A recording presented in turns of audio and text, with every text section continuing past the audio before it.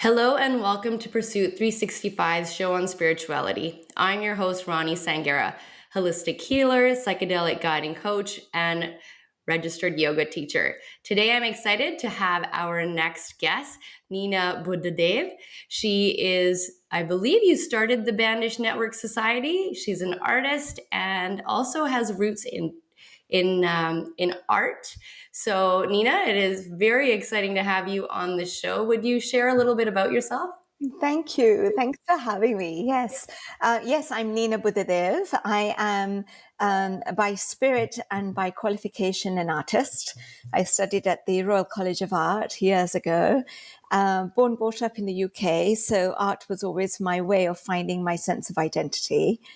And with a history of forced migration in our family, from India to Kenya, from Kenya to UK, I believe my generation of people who were born, brought up in England, have always had some sort of connection to their heritage art. And for me, it became a profession. And so I studied fine art at the Royal College. I won a scholarship from them to go to Gujarat in India and study my passion, which was Shilpikari. And that is the sculptorial form of art. And I love Shilpikari because it's the most highest form of yoga, actually, because it actually looks after all the 9 rasas, as we call the 9 human emotions. And it's done very quietly. There's no show about it. You can produce a piece of sculpture, a piece of fine art, and embody so many emotions into that piece, which actually become a vibrational healing tool. So as I grew in my own practice of fine art and sculpture, it's become a business for me where I produce large installations for interiors. And these are healing art pieces that I actually embed with mantra. And I embed that with classical mantra based on classical rags and tals from the Indian music school. And so besides that, I am a registered yoga teacher, and I never even knew you could teach yoga because yoga was something that we just did as a way of life. Right. And being brought up in a very strict Vaishnav setting where my great-grandmother and my grandmother were all yogis, yoga practice was just a way of living, whether we are serving somebody some food, whether we are doing our makeup, whether we are talking to somebody, everything has the essence of grace, therefore yoga. But when I moved to Canada in 2003, everybody said, oh, you should teach, you should teach, you should teach. So I said, okay, I'll teach. So I taught for free in my community, in my school community, for a long time. And then during the pandemic only, I had a wonderful teacher that I met who could give me the training for the registration that you need. And since then, I've been teaching privately here at home in my basement, which is a studio for private students. I also teach at the Place des Arts in Coquitlam, and that class is starting on Friday this week. Looking forward to that. Wonderful. Yeah. That's great. So let's talk about what was the defining moment. What sparked your passion in art? In art, I think it was really as a young child wanting to communicate emotion, which is all that art is. And I really am an advocate for introspective spirituality. And for me, introspection meant visuals. I'm a visual learner. So many people write. Some people will sing. Some people will create the music on a piano, say. For me, it was all about drawing. Drawing and mixing color was always a part of my own interpretation of how I was feeling and how I was processing the world around me. Beautiful. Thank you. So you've had an extensive background in heritage, arts, and culture. Mhm. How did these early studies in fine arts and ceramic sculpture influence the work that you are doing today? Well, today, of course, I have my business, which is called Sakash. And Sakash basically means to vibrate healing. So I produce pieces of art that people hang on their wall, and they always report back how it changes the urja in their home, the dynamic of energy. I Mm, also teach meditative art classes online, and that teaches people to translate their energetic field as a piece of art. mm, And because that does not employ any words or language, there is no risk of interpretive misalignment mm. in the communication. It's all visual. Right. And visual is something only the person creating it will actually know the true authenticity of it. Mm, So that's one thing. And then the other arm that I have to my work is the Bandish Network, as you mentioned.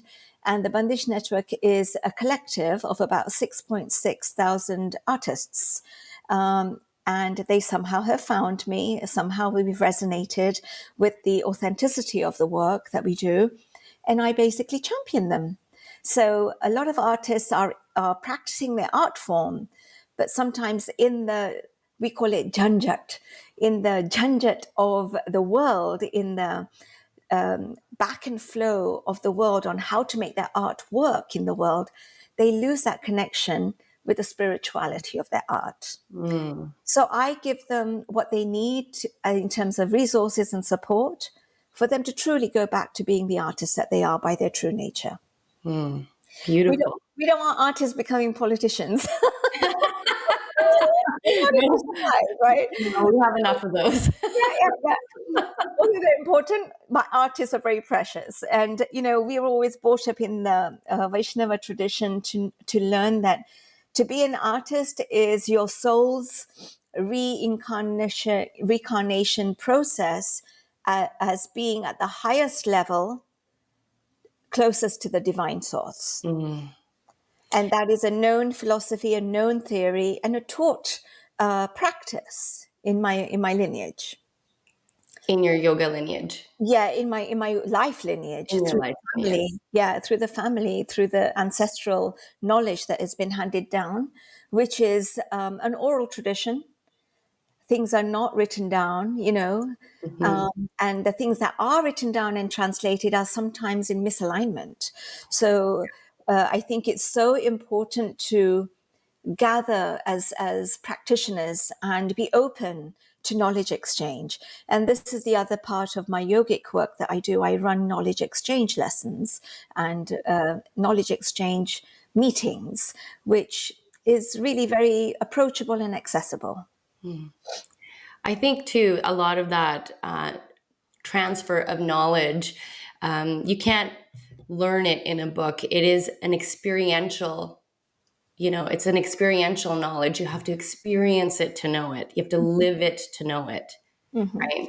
Yeah, you have to believe in it. You have to believe. And, being a British born, going through the Church of England education, I had my periods of skepticism where I rebelled. I thought, I'm not doing whatever Dadi Ma's telling me to do. Right. But when I became a parent, I actually tapped into that knowledge. Mm. And that's when I was so grateful, because it's so humbling to become a mom. Yes. And especially when you are a mom in a new country where there's no family, and especially when your child tests you. I think that is the real thing. And my child tested me. You know, That's when you really practice the yoga. when my son tested me, he was my gift. He is Yeah. my gift, and he tested me to the point where he was born with a lot of sensory needs. He was not speaking, so I was going nuts doing speech therapy. Yet, when I played rag music, traditional Indian rag music, that boy would respond in his Mhm. reactions. So the medical world gave him lots of different labels. I gave him what I feel his soul nature needed was the healing through the yogic traditions. So Mm. we did a lot of mantra therapy. Right. pure mantra therapy because of the frequency. Yeah. He watched me paint, therefore that gave him freedom of expression. Mm. And today he's a very seasoned disciple of some of the best gurus in the world, playing tabla and sarod. He just recently had a beautiful concert on Saturday where he, really did his gurus proud. Right. So, that is, we talk about Western philosophy, and I've worked in medicine for a long time, and I made the shift over to yoga and yoga therapy as well. And I think there's a place for both in the Yes. world. And I think that it's important to go out and research and try and find how the two worlds can work together. Yes, there's plenty of synergy. Mm. Where there is this or that mentality, I Mm. think we create new challenges there. Yeah. Where there is an acceptance mindset where we take the cream of both schools of thought, we can actually create our own way of healing, Right. unique to our own soul chemistry. Mhm. Right. And I think that's really important to highlight as well. In Western medicine, there's a list of things that they look for. And if you tick those boxes, then this is your treatment. And if you tick these boxes, this is your treatment. Where I think Western philosophy is more individualistic, where it goes, okay, let's make something that's just for you, because Mhm. it's going to be different from person to person. Yes, absolutely. And harmonizing that Mm. is a mother's role, I feel. Yeah. And we have that power of heart centeredness as women to find that harmony. Mm. As long as we are operating from our own wholesomeness. Yeah. So let's go back and talk about the Bandish Network a little Mhm. bit. I want to talk about how do you help these artists through your organization, and is there a particular project or collaboration that you are proud of? It's called Bandish, and Bandish means to bind people. And Bandish is also a traditional way of singing where melodic structures make a beautiful song. So the Bandish Network is a collective. It used to be a not-for-profit society, and then I've shifted gear recently for it to be a collective, because that way I'm not competing with other cultural organizations. I'm helping them champion them. And I feel that's really important, that they feel safe to lean into me as a village. So what I do is I collaborate with municipalities, I collaborate with provincial agencies, and I represent this market. And now that I'm not a not-for-profit organization, I can freely represent so many subcultural organizations for Mm. what they do. And there's an element of safety there for them and Yeah. trust. So there is a provincial conference coming up on October the 5th. It's at the Evergreen Arts and Culture Centre in Coquitlam, and that is the Arts BC Conference 2024. And there I am presenting a talk called Creating the Culture of Cohesion. And that's all about shining the spotlight on the development of the traditional forms of art that are developing, particularly in Canada. Mm. And many artists come here with traditional training, but they end up choosing a sense of withdrawal because there is no engagement. And that is a dangerous space because, the younger generation are only to benefit from historically informed art forms, because in that is embedded so many other life values. So the Bandish Network is all about championing that and bringing a spotlight onto these artists so they can be heard. And I'm proud to say my collaboration with all these art service organizations over the last 15 years has now really is really showing its fruition, Mm. because artists are actually applying for grants and getting them. They're actually being resourced to do what they do. Yeah. Yeah. Right? There are Exactly. also programs being developed by the ministry arts registration programs, which allow for this. And I was the Culture Days ambassador in 2015. And at that time, I volunteered a ton of time just to kind of carve this pathway, because I felt there was just so much ignorance on both sides. So Mm. it's never one-sided. Nothing is ever one-sided. No. So, say a cultural venue would not know about a certain cultural group or cultural practice, yet the cultural group will become kind of insular and do their own thing with their own resources, which means they will never reach out to the wider community. And there we have a gap. So Mm-hmm. we have a social gap, emotional gap, intellectual gap, of course, a cultural gap, but also we have a huge healing gap, because no one's influencing anyone with this treasure of vibration through the arts. So that's the gap I've been closing. And I'm so proud to say that it's truly recognized, not for me, for the work. So it's the work that we want to focus on, Mm-hmm. not glorifying a presenter or glorifying a facilitator, Right. because then we're going back into an ego trip. And then that's not doing yogic work, right? No. So you're in this position of empowering these artists with these sort of old techniques or lost forms of art. Am I hearing that? Yes, Not hearing that absolutely. right? Yeah, okay. Absolutely. Yes. And you will see through the network that I have, it's a busy network. Mm-hmm. And people are really benefiting from the network, in the sense of they will perhaps find out about a grant that may not be shared widely, because there's that scarcity mindset. So another organization may not share it. Right. I have nothing to lose by sharing it, only to gain if, it's widely shared. More people will feel that, oh, there are resources. We should not be complaining that there are not resources, because there are. It's just the fact that they're sometimes not made visible. Right. So you have been described as an impact leader in the world of arts. What does that mean to you? Uh, it feels good. It feels really nice that I can actually have some impact, but it's not just me. It's the work that I do as a sense of responsibility, really. And I find a lot of artists set up their own little organizations to promote themselves, and then they become insular, then they become competitive, and they also become fearful in the fact that what I call camaraderie, they see as conflict. Mm. What I see as cohesion, they see as competition.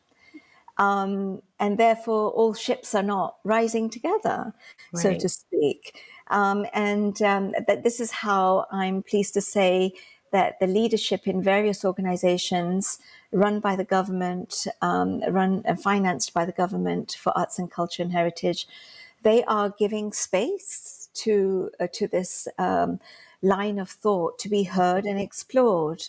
So that's the conference that I'm speaking at. And alongside that, I am a city partner for the city of Abbotsford. And I am producing a range of events in Abbotsford with the full support of the city, Mm. to really bring out any form of cultural art form that the community can embrace, really with pure inclusivity. It's not centric to any particular organization, so it's widely available. And these events are made accessible with no charge. It's year one of the initiative, and we've just had a beautiful event on Saturday. We have the next one coming up this Saturday, which is called Living Traditions. Mhm. And that is a full day symposium like event.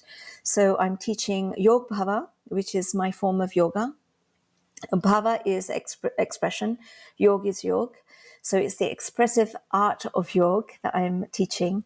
That's at 11 o'clock in the Mhm. morning. And then following that, we have a beautiful exhibition of cultural textiles, which is a project called Beyond 9 Yards.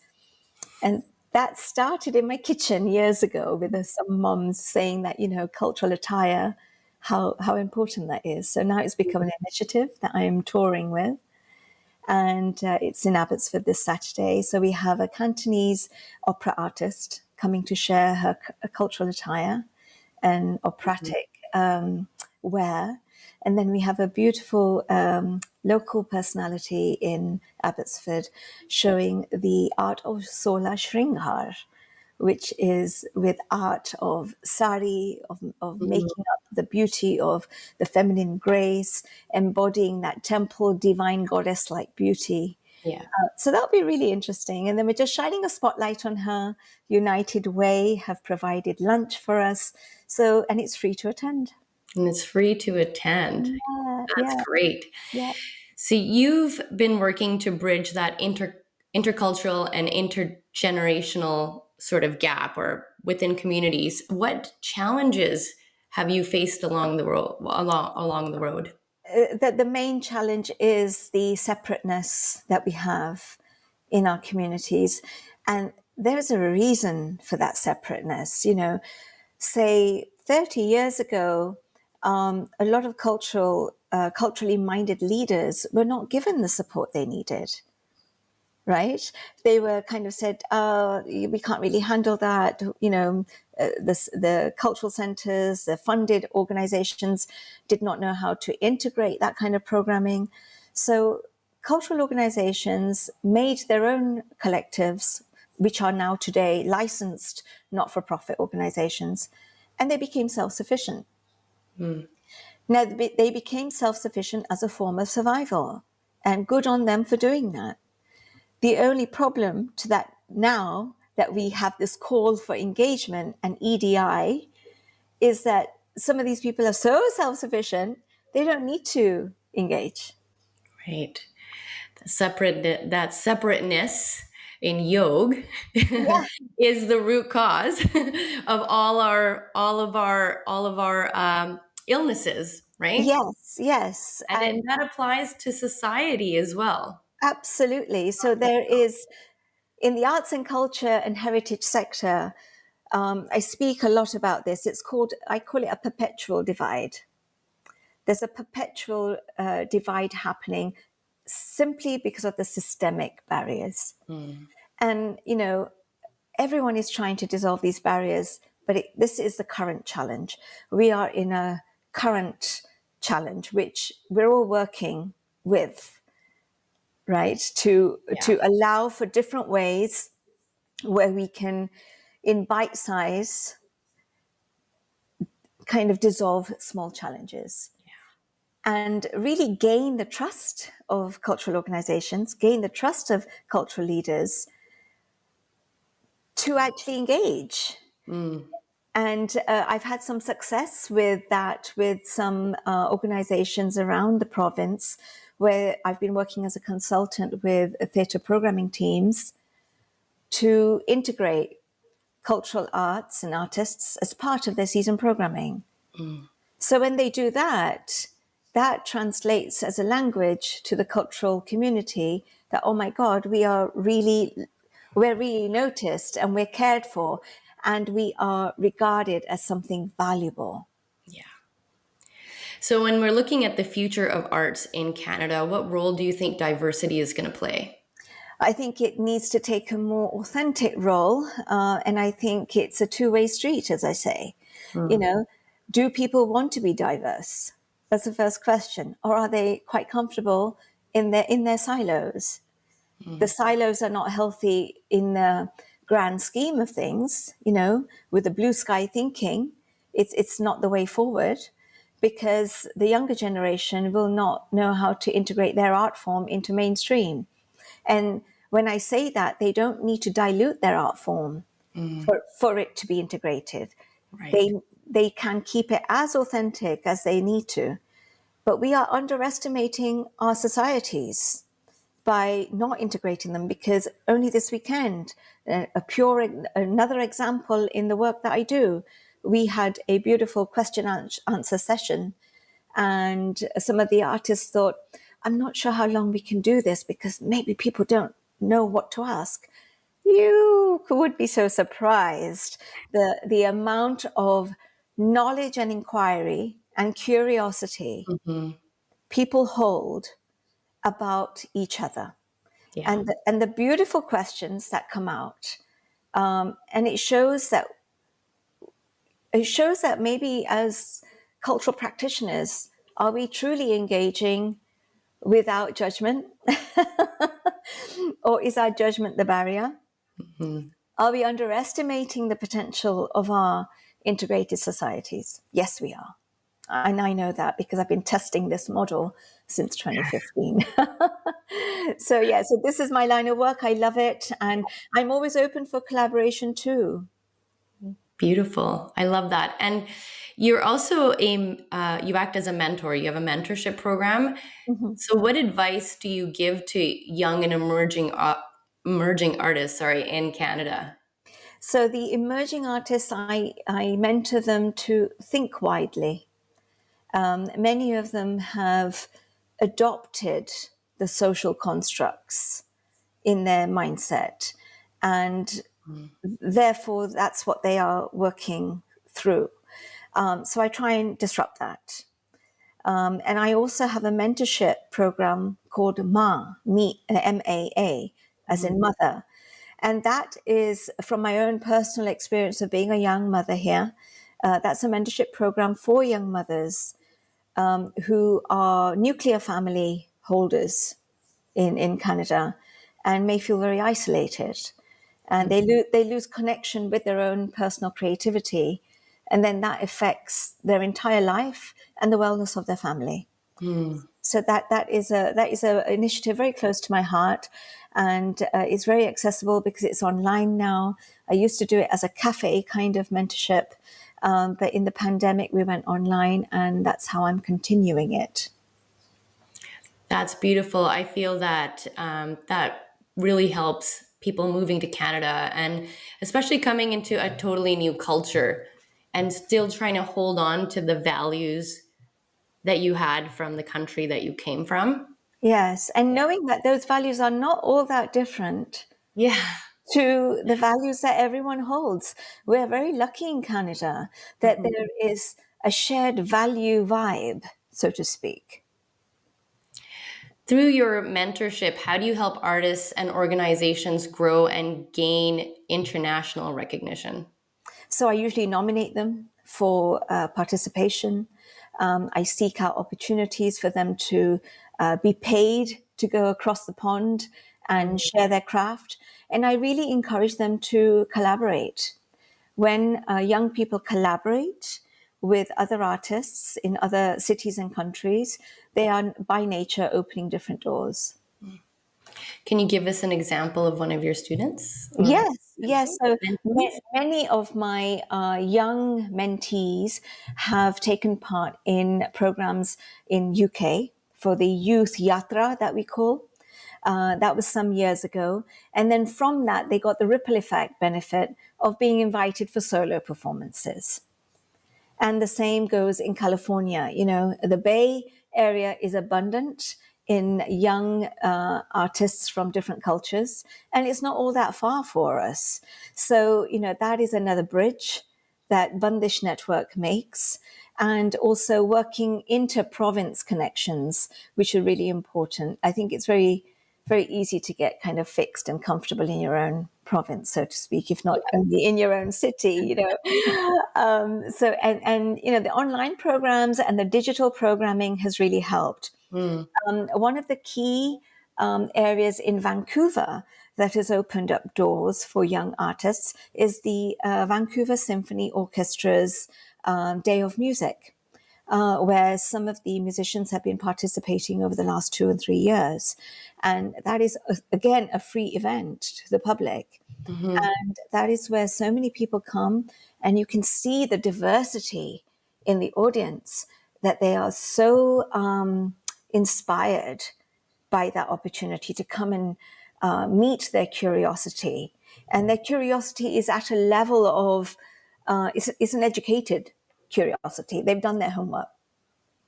You know, they're not coming there to ask some really tiny questions. They have been intrinsically motivated to do their own research into an art form that inspires them. And then when they have the opportunity to see it live, it's a real gift to our community. So VSO have provided that.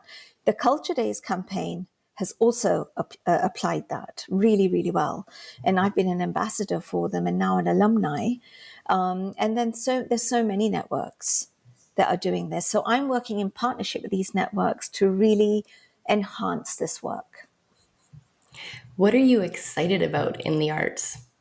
Everything. Everything. Everything. The challenge, the, the challenges excite me. The potential excites me. Um, what else excites me? When young people have that aha moment, that wow, thank you so much. We didn't think we could do this.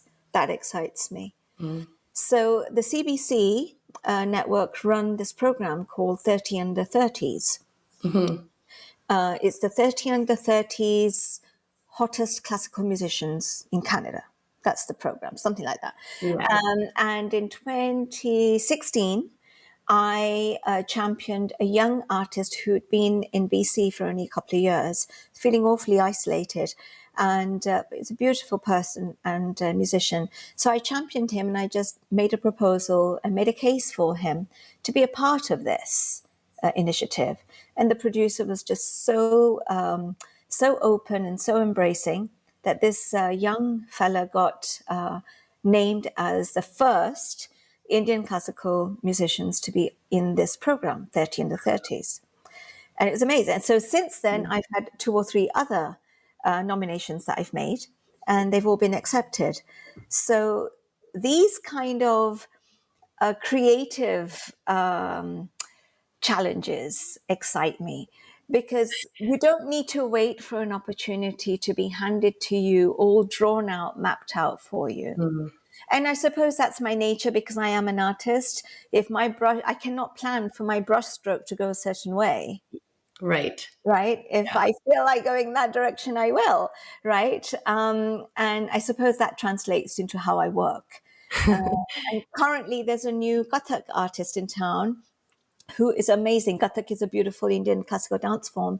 And he's performing and doing an interactive workshop in Abbotsford. It's his first engagement here in BC. He's only been here a few months.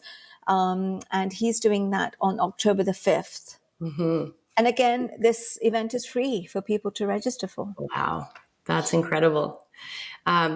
You sound like you like to push the boundaries. I love it. Why not?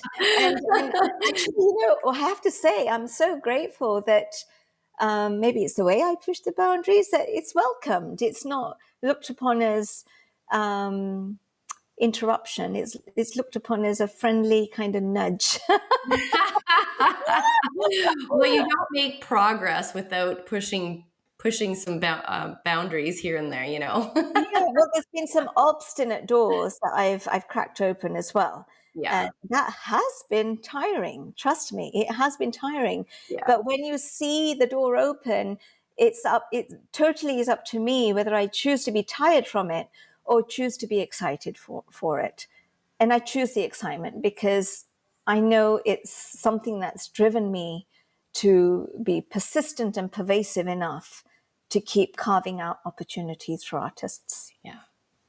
And what sort of legacy do you hope to leave behind in this arts and cultural sector? I would really love for the younger generation to have more camaraderie.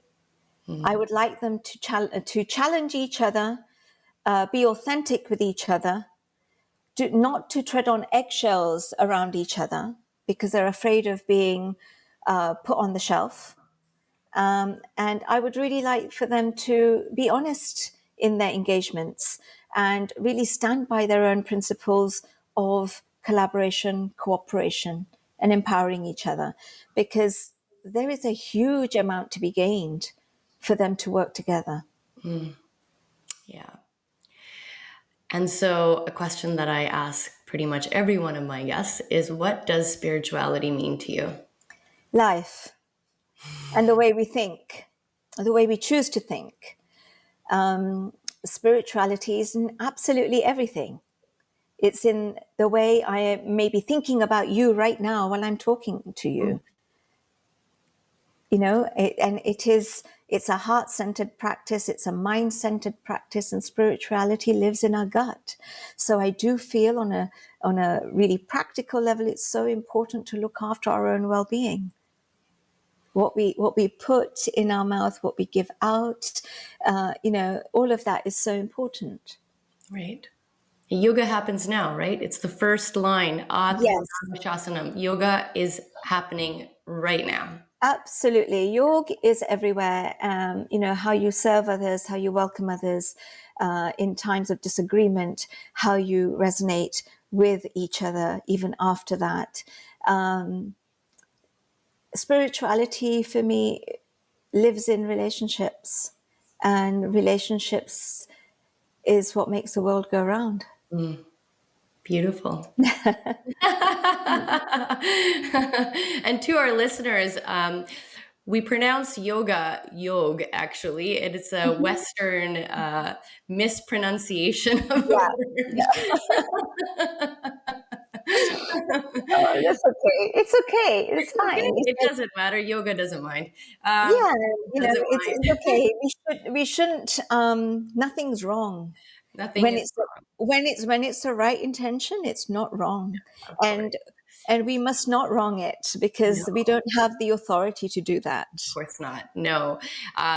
Just pointing out in the Indian language, that is, we do pronounce it yog. Yog. Yeah. Yeah. There's so many different words. We call it ucharan, right? Which is Yeah. another program that I really hope to get off the ground at some stage for yogic practitioners to actually learn the correct pronunciation of yogic language. Mm. I would love to do that, pass on what I know. Mm. And what I don't know, we'll all go and find out together from the right resource. Right. There's one more program that I would like to just share. It's a Yes. very new initiative. It's called Honoring Our Elders. And this is an initiative that I thought of about 15 years ago, because when we were living here in Canada, there was just the three of us, and my son was very young. My father had passed away in the UK, and I was thinking, oh my God, my son is going to grow up in a nuclear family setting. How will he ever know about his ancestors and what the elder generation did as pioneers from forced migration histories? How will he ever know how to respect what he gains privileges on, that's actually the result of the sacrifices that ancestors have made? Mm-hmm. How will I teach that when I'm alone here as a young mum? So I developed this framework, which is now an initiative, and it's called Honoring Our Elders, and it's a storytelling initiative where we seek out stories from our communities about elders who have really impacted societal changes, arts and culture, heritage, of course. And we ask for those elders to be honored at certain events. Mm. And I've actually ran this initiative for 2 years now with a voluntary group, and they've benefited greatly from it. And so I have just recently put it out to other presenters who are already doing events, for example. Mm. And when they're doing events, that community they're engaging will know of an elder who impacted that cultural practice. Yeah. I don't know them all. You don't know them all. Other people know, we don't know everybody. So I'm putting it out there for anybody who wants to learn more about this initiative and who would like to incorporate it into their work. You can just shoot me an email and I can send you the PDF for it. And then you can imbibe that. And I feel there is a lot to be gained in honoring those who've passed away. And over COVID, I felt that I wanted to activate this initiative because we've lost so many people of the elder generation. Yes. You And know, along with that, stories are our history.